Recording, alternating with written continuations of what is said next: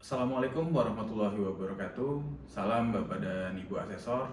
Perkenalkan, nama saya adalah Ade Maulana dan saya merupakan dosen di program studi Sistem Informasi Universitas Pelita Harapan Kampus Kota Medan. Video ini dibuat untuk memenuhi salah satu persyaratan sertifikasi dosen tahun 2024, yakni unjuk kerja dosen pada Tridharma Perguruan Tinggi atau PDD UKT-PT, khususnya di bidang pengajaran. Pada video PDD UKT-PT kali ini, saya akan menjelaskan salah satu mata kuliah yang saya ampu, yakni algoritma dan pemrograman, di mana saya akan menjelaskannya dengan menggunakan metode DIA atau Delivery, Interaction, dan Assessment. Mata kuliah algoritma pemrograman ini merupakan mata kuliah wajib bagi mahasiswa sistem informasi pada tahun pertama, di mana mata kuliah ini memiliki bobot 3 SKS teori dan 1 SKS praktek yang akan dibawakan selama 1 semester. Adapun bahasa pengantar pada mata kuliah ini adalah bahasa Indonesia. Mata kuliah algoritma dan pemrograman ini mempelajari algoritma dan pembuatan program dengan menggunakan bahasa pemrograman Python. Adapun materi pada mata kuliah ini meliputi siklus pengembangan program, elemen-elemen pada Python, instruksi input dan output, operator, struktur kendali pemilihan atau percabangan, struktur kendali perulangan, function, array, rekursif, struktur, pointer, pencarian, dan pengurutan. Adapun capaian pembelajaran lulusan pada mata kuliah algoritma dan pemrograman, yang pertama adalah mampu mengambil keputusan secara tepat dalam konteks penyelesaian masalah di bidang keahliannya berdasarkan hasil analisis informasi dan data. Kedua, menguasai konsep teoritis bidang pengetahuan sistem informasi secara umum dan khusus serta mendalam, serta mampu memformulasikan penyelesaian masalah prosedural. Ketiga, menguasai pengetahuan dan penyusunan algoritma pemrograman yang efektif, serta dapat merancang, membangun, dan mengelola aplikasi sistem informasi secara tepat, akurat, untuk mendukung pengambilan keputusan. Yang terakhir, menerapkan konsep dan teori dasar pemrograman komputer untuk membantu menyelesaikan masalah. Adapun capaian pembelajaran mata kuliah atau CEP-MK pada mata kuliah algoritma dan pemrograman, yang pertama, mahasiswa mengenal dunia pemrograman komputer dan dapat membedakan antara pemrograman komputer dengan rekayasa perangkat lunak. Yang kedua, mahasiswa dapat membuat sketsa penyelesaian dalam bentuk rancangan input, output, dan tampilan program. Mahasiswa juga diharapkan dapat memahami dan menggunakan tipe data yang sesuai di dalam setiap program komputer yang dibuat. Keempat, mahasiswa mampu memanfaatkan rancangan keputusan dalam pemrograman komputer. Yang kelima, mahasiswa mampu memanfaatkan perulangan untuk perancangan program komputer yang memiliki proses berulang untuk mengelola data-data yang berbeda dengan pola eksekusi program yang sama. Yang keenam, mahasiswa mampu memanfaatkan array, list, dan tipe data collection lainnya dalam mengolah data komputer. Yang ketujuh, mahasiswa mampu merancang dan memanfaatkan subproses untuk memecahkan program menjadi bagian-bagian yang lebih kecil agar perawatan program, perbaikan program menjadi lebih mudah dan efisien. Dan agar subproses tersebut dapat digunakan kembali sehingga lebih mudah dalam perancangan program selanjutnya. Dan yang terakhir, mahasiswa mampu memanfaatkan proses rekursi dalam menyelesaikan permasalahan yang ada di dalam pemrograman.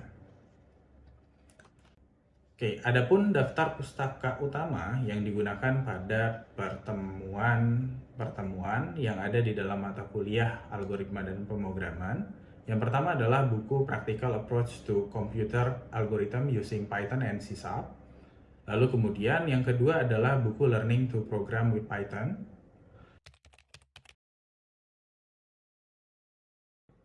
Dalam penyampaian mata kuliah algoritma dan pemrograman, saya menggunakan metode blended learning, di mana metode blended learning ini adalah metode yang menggabungkan antara pembelajaran tradisional atau pembelajaran tatap muka dengan pembelajaran dengan menggunakan metode jarak jauh secara online atau daring.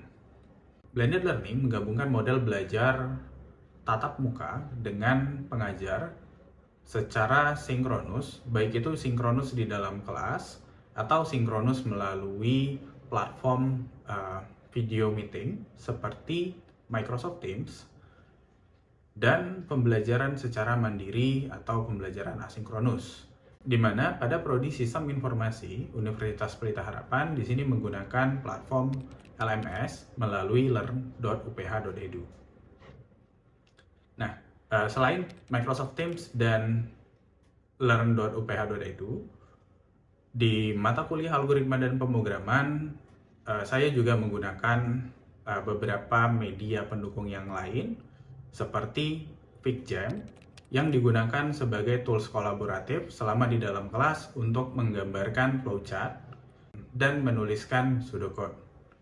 Dan juga saya menggunakan GitHub sebagai sebuah platform untuk berbagi kode program yang dilakukan atau yang ditutorialkan di dalam kelas, sehingga para mahasiswa dapat lebih mudah mengakses kode program. Interaksi antara dosen dan mahasiswa yang terjadi selama kelas berlangsung, baik saat ceramah interaktif, praktik, maupun diskusi mengenai penyelesaian masalah algoritma dan pemrograman. Sementara interaksi di luar kelas antara mahasiswa dan dosen dilakukan melalui platform Teams, baik itu Teams mata kuliah algoritma dan pemrograman atau chat pribadi. Dan interaksi antara dosen dan mahasiswa juga dapat dilakukan melalui forum yang sudah disediakan pada LMS, di mana interaksi antara dosen dan mahasiswa di luar kelas umumnya digunakan untuk diskusi seputar tugas-tugas yang diberikan. Sementara interaksi antara mahasiswa dengan mahasiswa umumnya terjadi saat praktik sedang berlangsung dan saat diskusi mengenai penyelesaian masalah algoritma dan pemrograman dilakukan. Adapun evaluasi dan penilaian pada mata kuliah algoritma dan pemrograman didasarkan pada 5 kategori.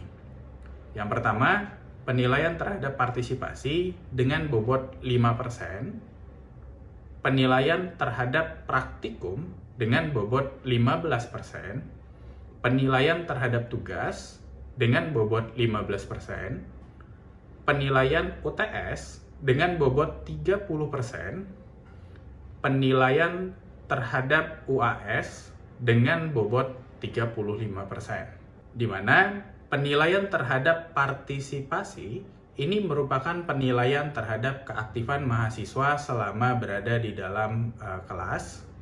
Sementara penilaian praktikum adalah bentuk penilaian terhadap latihan praktik beserta kuis yang dilakukan mahasiswa selama di dalam kelas, di mana penilaian praktikum ini dilakukan sebanyak 14 kali pertemuan di luar UTS.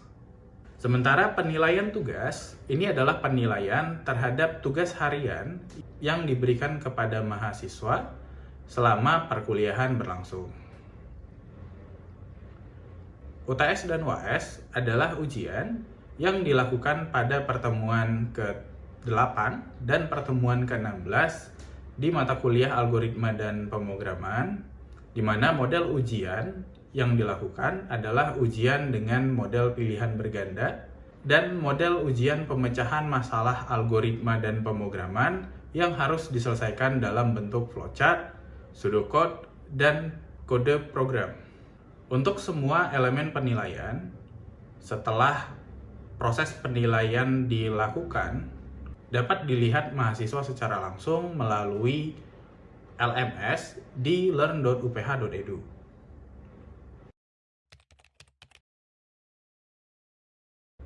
Berikut adalah cuplikan dari kegiatan pembelajaran di mata kuliah algoritma dan pemrograman pada materi perulangan.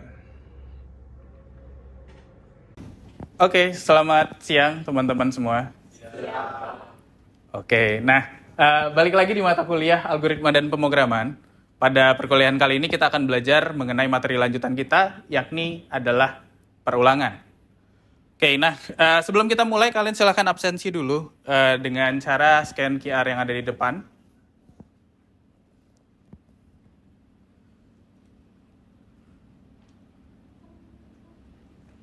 Oke, sudah absen semua?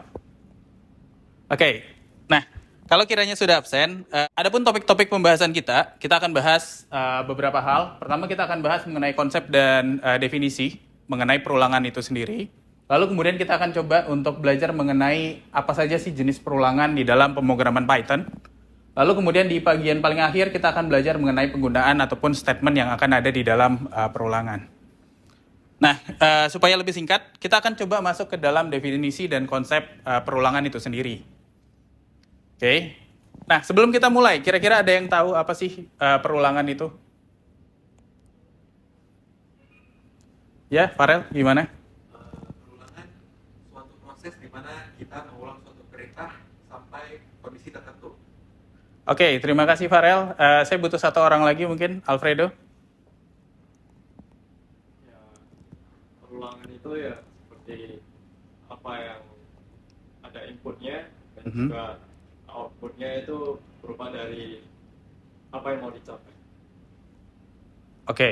Nah, thank you Alfredo dan Farel yang udah ngejawab. Jadi secara sederhana, perulangan itu adalah kondisi di mana kita akan mencoba mengulang satu buah perintah atau lebih sesuai dengan kondisi pemberhentiannya. Nah, di mana kita analogikan bahwa perulangan itu ibarat kayak kalian membuat atau mencetak sebuah foto. Ketika kalian ingin mencetak sebuah foto, otomatis di dalam pemrograman kalian akan mencoba untuk menuliskan satu buah perintah cetak foto. Ketika kalian ingin melakukan cetak foto sebanyak 3 kali, maka kalian akan melakukan perintah cetak foto 3 kali. Kalau misalkan ada 5, artinya kalian akan membuat perintah cetak fotonya ya 5 kali. 10 kali, 100 ya 100 kali. Berarti ada 100 baris perintah di dalamnya untuk mencetak foto. Nah, tapi apakah ketika kita menggunakan lebih daripada satu foto, atau mungkin lebih daripada 100, lebih daripada 1000, apakah 1000 baris perintah untuk melakukan cetak foto itu masih efisien? Oke, tentunya kan enggak. Kalau misalkan kalian punya 1 juta foto yang harus dicetak, maka kalian akan membuat 1 juta baris program. 1 juta baris program, ya mau nggak mau ukuran filenya juga bakalan besar. Dan kalian bakalan capek ketika ternyata jumlah yang dicetak itu jauh lebih besar daripada 1000, atau mungkin tidak pas 1000, atau tidak sesuai dengan kebutuhan dasar atau kebutuhan awalnya. Nah, untuk itu kita akan menggunakan perintah perulangan, di mana perintah perulangan ini dapat menyederhanakan proses cetak yang tadinya 1000 atau yang tadinya 100 menjadi 1 atau 3 buah baris program aja. Tergantung dengan bahasa pemrograman yang kita gunakan dan tergantung seberapa kompleks perintah yang kita inginkan. Nah, kurang lebih dari yang tadinya panjang kita bisa ubah jadi seperti ini di dalam pseudocode. Ya, artinya kalian bisa lakukan deklarasi terlebih dahulu terhadap variabel-variabelnya, fotonya, berapa jumlah iterasi, atau berapa jumlah perulangan yang ingin kita lakukan. Lalu kemudian akan ada algoritma utamanya, di mana kita akan di sini gunakan algoritma for. Jadi ada for i sama dengan 0, i lebih kecil sama dengan 1000, i++, lalu kemudian kita lakukan cetak foto. Maka dia akan melakukan proses pencetakan foto sebanyak 1000 kali. Oke. Nah, itu secara konsep bisa dipahami kah sampai sejauh ini? Oke, nah kalau itu tadi secara konsep, maka kita akan coba lihat seperti apa sih perintah perulangan di dalam bahasa pemrograman Python. Nah, di dalam bahasa pemrograman Python, bentuk daripada perulangan itu sendiri terlihat digambar di depan, di mana pada perintah perulangan dengan menggunakan bahasa pemrograman Python, di sini kalian bisa gunakan for i in range 1, n tambah 1. Artinya kita akan mengulang-ulang sebanyak nilai yang berada pada range 1, n tambah 1. Artinya akan kita ulang sebanyak, kalau misalkan N-nya adalah 10, maka kita akan ulang sebanyak 1 sampai 11. Oke, jumlah iterasinya tetap 10. Oke, BTW iterasi ini adalah jumlah perulangan yang terjadi. Semakin besar jumlah iterasinya kita, maka akan semakin banyak pengulangan perintah yang terjadi di dalamnya. Oke, ini adalah salah satu contoh daripada program untuk menghitung faktorial menggunakan perintah for, di mana di sini ada fungsi perintah for yang mana di dalamnya akan mengulang-ulang hasil dikali dengan nilai i, di mana nilai i ini adalah iterasi yang terjadi pada for-nya kita. Nah, itu kemudian secara teori perulangan itu sendiri merupakan baris kode atau instruksi yang dieksekusi oleh program komputer secara berulang-ulang sesuai dengan kondisi yang terpenuhi. Di mana konsep perulangan ini didukung dengan semua bahasa pemrograman, termasuk salah satunya adalah bahasa pemrograman Python. Nah, yang sedikit berbeda dari pemrograman Python itu adalah bentuk perintahnya. Ketika kalian mungkin nanti akan menggunakan perintah dengan menggunakan bahasa pemrograman C atau bahasa pemrograman Java, fungsi daripada perulangannya itu agak sedikit berbeda, tapi secara logik itu masih sama. Nah, sementara bentuk daripada flowchart untuk perulangan sendiri itu dapat dilihat di depan, di mana fokus daripada si perulangan di dalam flowchart adalah kondisi yang kita lakukan secara berulang-ulang kali. Jadi di sini kita punya satu buah kondisi yang kita ulang-ulang, di mana kondisi ini akan kita gambarkan di dalam bentuk belah ketupat seperti ini. Di mana kondisinya adalah I lebih kecil daripada 10. Artinya, selama I-nya lebih kecil daripada 10, kita akan melakukan perulangan daripada baris perintah selanjutnya. Jadi mungkin tidak terlalu terlihat, nanti kita akan coba lihat dari FigJam. Di mana kalau misalkan kondisinya terpenuhi, maka kita akan masuk ke print iterasi. Kalau misalkan kondisinya tidak terpenuhi, artinya I-nya udah lebih besar daripada 10, maka kita akan akhirin programnya kita. Oke? Dan ketika kondisinya masih di bawah 10, maka nanti hasil daripada iterasi, I-nya akan kita tambahkan 1. Dan ini akan berulang-ulang, di mana di sini harusnya ada garis. Garisnya akan mengembalikan kembali ke kondisi I lebih kecil sama dengan 10. Oke? Sampai sini ada pertanyaan? Gak ada? Kalau nggak ada, saya udah sematkan link Figma atau FigJam, di mana kalian bisa coba untuk menggambar ulang flowchart yang sebelumnya sudah pernah saya buat. Di sini, silahkan masuk ke linknya. Kalian silahkan gambarin flowchartnya di sebelah sini, di mana di sini harusnya ada beberapa perintah. Ini iya dan ini adalah tidak.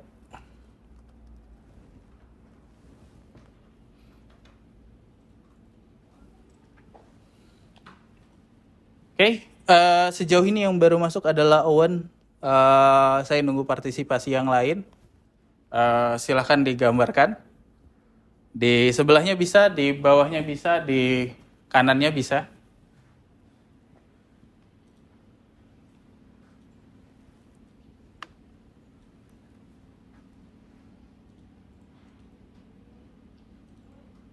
Oke, supaya kalian nggak lupa, kalian perlu ingat bahwa untuk gambarkan flowchart, kalian bisa menggunakan notasi yang ada di bawah sini ya, di dalam Figma.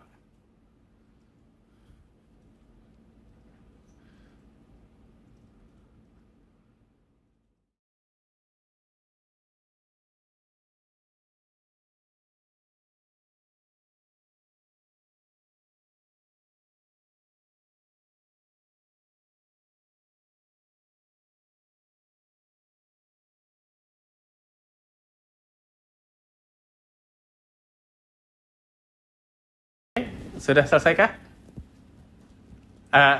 Ada yang ngerasa kesulitan di dalam ngikutin perulangannya? Ada? Oke, kalau gitu saya mau sekarang. Kalau ini adalah perulangan sebanyak 10 kali, coba kalian silahkan untuk ubah perulangannya menjadi perulangan sebanyak 20 kali dari flowchart.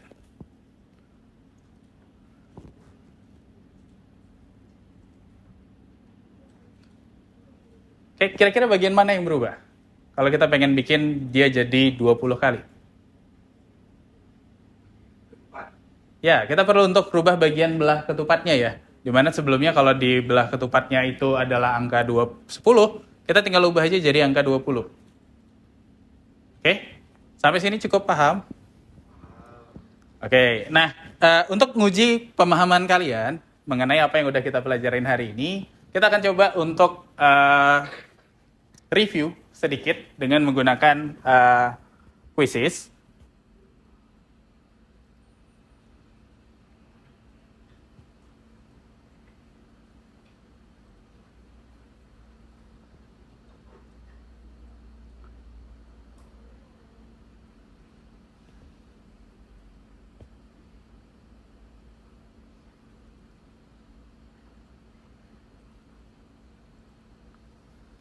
Oke, jadi silahkan bergabung di quizzes supaya kita bisa mulai untuk nge-review. Sudah sejauh mana pemahaman kalian mengenai perulangan? Silahkan gunakan nama kalian sendiri ya, tidak menggunakan nama alias, supaya nanti saya lebih mudah di dalam memasukkan nilainya kalian.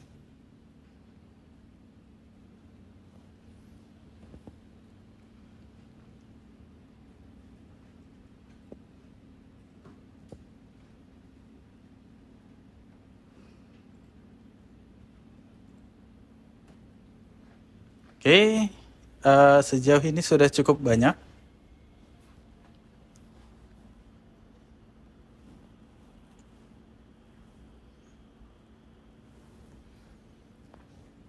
Oke, kita butuh 3 orang lagi kayaknya yang masih belum masuk ke dalam. Silahkan masuk bagi yang belum masuk.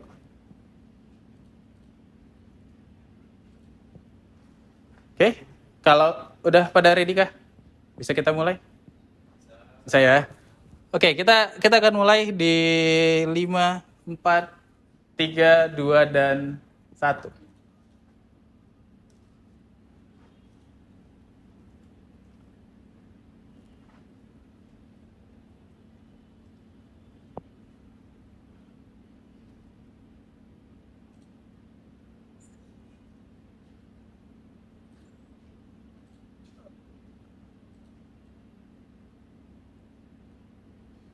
Oke, nampaknya harusnya nggak susah kan ya?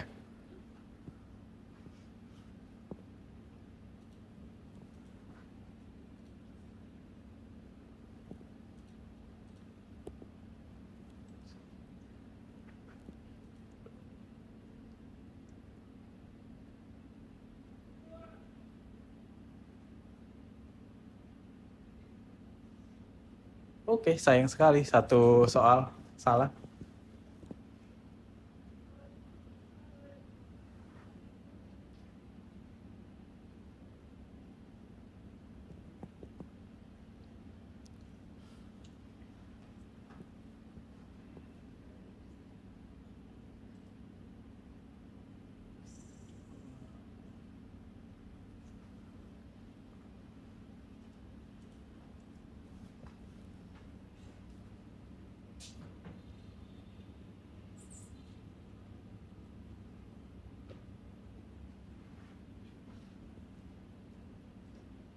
Oke, sejauh ini pemahamannya cukup bagus. Jawabannya pada benar semua. Ada lagi kah yang belum selesai? Kayaknya ada 1 atau 2 orang. Sudah semua? Oke, kalau sudah semua kita akhirin aja. Oke. Ya, oke. Selamat buat Davin. Boleh kasih plus buat Davin. Oke, ya, saya rasa itu aja mungkin untuk materi kita hari ini. Terima kasih udah hadir. Kita ketemu lagi di pertemuan selanjutnya. Selamat siang.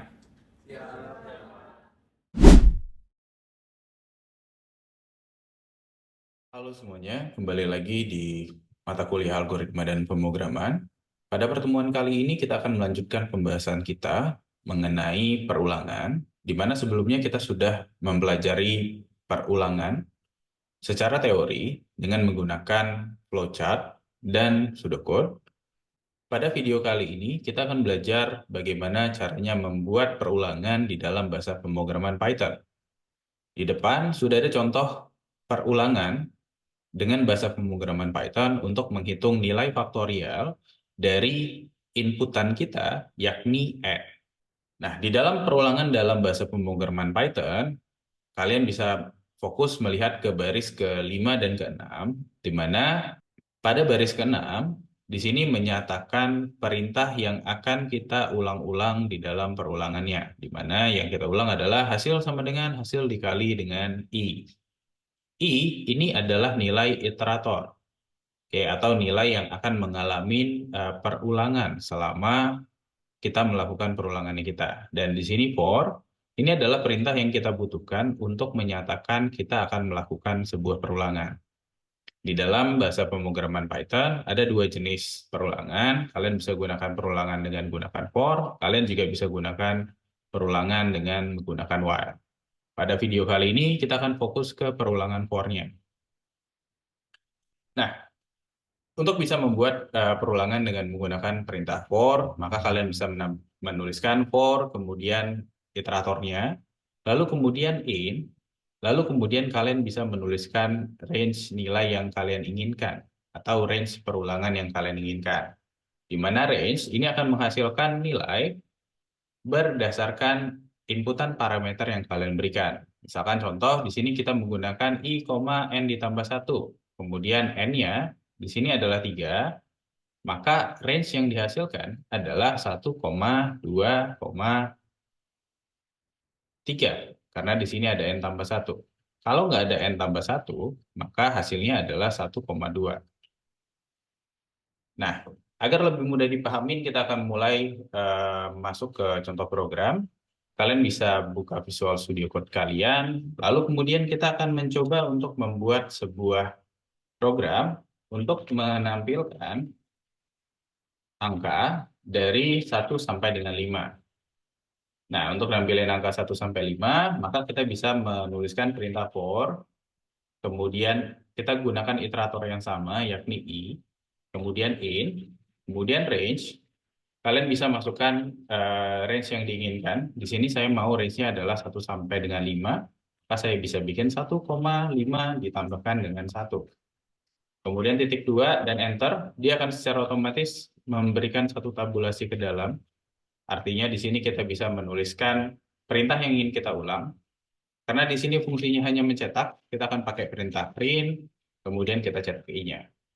Dan kalau udah, kalian bisa eksekusi, hasilnya kurang lebih seperti ini. Nah, lalu gimana caranya kalau misalkan kita pengen bikin perulangan ini lebih fleksibel? Dimana kita ingin menampilkan angka dari 1 sampai dengan n. Nah, untuk menampilkan angka seperti ini, ya kalian tinggal bikin dulu variabel n-nya, di mana n-nya saya mau bikin n-nya adalah 3. Kemudian kalian bisa gunakan perintah perulangannya, for i in range. Kalau sebelumnya kita bikin 1,5 tambah 1, kali ini kita tinggal bikin n ditambahkan dengan 1. Kemudian titik 2, lalu kemudian perintahnya sama, kurang lebih kita akan gunakan perintah print i.